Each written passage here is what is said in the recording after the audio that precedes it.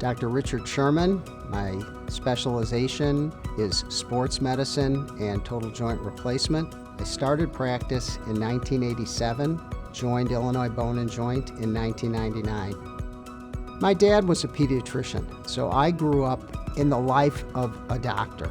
We would get in my dad's car and go on house calls. So I got to experience firsthand what it was like to care for patients.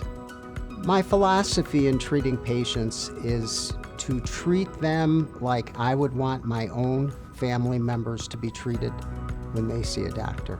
I take great pride in giving very personalized, attentive care.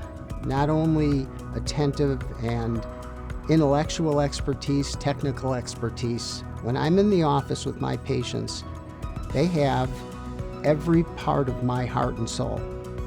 I understand when a patient comes in, taking care of the actual orthopedic issue, whether it's a torn ACL or a torn rotator cuff, sometimes that's the easiest part of what we do. Understanding that the patient emotionally is so affected by these injuries is what I consider more challenging. My reputation in the community is that I'm a good listener, and I feel that that's a very important aspect of being an orthopedic surgeon.